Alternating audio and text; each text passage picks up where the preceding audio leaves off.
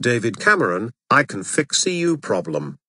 David Cameron has said he is convinced he can fix the problems in the UK's relationship with Europe that the British public find very frustrating. Speaking at a press conference with German Chancellor Angela Merkel, the Prime Minister said he profoundly believed the EU needed to be reformed.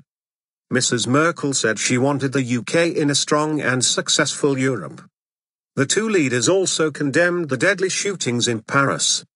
They offered their condolences to the French people after 12 people, including journalists and police officers, were killed in an attack on the satirical magazine Charlie Hebdo. Welfare curbs. The Prime Minister was holding talks with the German Chancellor in Downing Street, which he said would focus on the global economy, security and the UK's aims for a reformed EU. Reform, he said, was in the best long-term interests of Britain and Europe. The Prime Minister has called for curbs on EU welfare payments ahead of a referendum on Britain's membership of the EU if he wins May's general election. David Cameron and Angela Merkel inspect a 1953 Volkswagen Beetle during a visit to the British Museum in central London.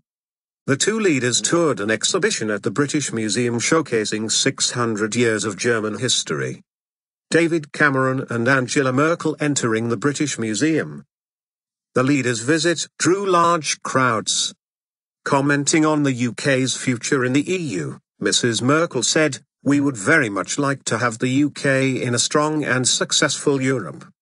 She insisted there could be no doubt about the principle of freedom of movement of people within the EU, but accepted there was a need to tackle abuse of the rules. But she declined to comment about whether she would support or oppose any of the changes being sought by Mr. Cameron. The Prime Minister earlier accompanied Mrs. Merkel to an exhibition on the history of Germany at the British Museum. The 5-hour visit, one of a number Mrs. Merkel is making to world leaders as part of Germany's year-long presidency of the G7 group of nations, is likely to be her last to the UK before May's general election. Mr. Cameron has called for a far-reaching shake-up of welfare and employment rules across the EU, including requiring migrants to have a job offer before coming to the UK, making them wait 4 years before they can receive certain benefits and ending the payment of child benefit to dependents of EU migrants overseas. He has said the proposals will, in some cases, require changes to existing treaties and therefore require the support of all 28 members, most of whom have said they are fundamentally opposed to anything will infringing the principle of the freedom of movement across the EU. In a joint statement earlier, the two leaders said their talks would focus on tackling instability in the global economy and securing long-term growth, including the prospect of a trade deal between the EU and US. Line. Analysis by political correspondent Ben Wright. David Cameron and Angela Merkel during a press conference in February 2014. It's a question few voters fret about, but it looms over today's talks between David Cameron and Angela Merkel. The Prime Minister has said many times he wants Britain to have a renegotiated relationship with the EU embedded in a new treaty. That deal would then be put to British voters in a referendum before the end of 2017, if the Conservatives win the coming general election. But, while Germany backs David Cameron on several areas of EU reform, such as limiting the benefits migrants can claim and completing the single market, Berlin does not want a major rewrite of existing treaties now. It would mean referendums in countries like France and Ireland, which may be very hard to win at a time when public confidence in the EU project is fragile. Some of Mr. Cameron's most Eurosceptic backbenchers say a serious, meaningful renegotiation can only be achieved through a new treaty.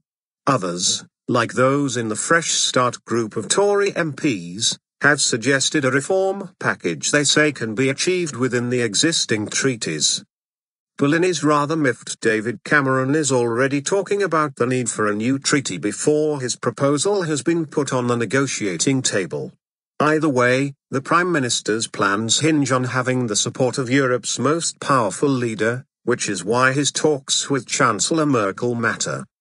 Line.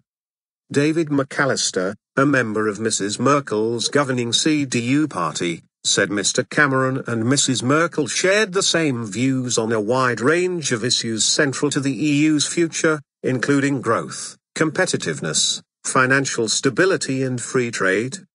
There is a lot of common ground between Germany and Britain when it comes to the EU, and I think we will find a reasonable and decent solution for the British proposals, but let's see what actually happens in 2015, he told BBC Radio 4's Today programme. Labour has complained the Foreign Office did not inform it of Mrs. Merkel's visit, although the party-stressed leader Ed Miliband had discussed European issues and Labour's EU agenda with the German leader when she last visited the UK in February 2014. The Foreign Office usually contacts the leader of the opposition's office in advance of visits from heads of government and state. Unfortunately, on this occasion they failed to do so, a Labour spokesman said. It is understood that Mrs. Merkel did not ask to meet Mr. Miliband during her visit to the UK. Labour, which supports fresh curbs on benefits for migrants but does not support a referendum unless additional powers are handed to Brussels, said there was an unbridgeable gap between what Tory MPs wanted and what Germany would accept.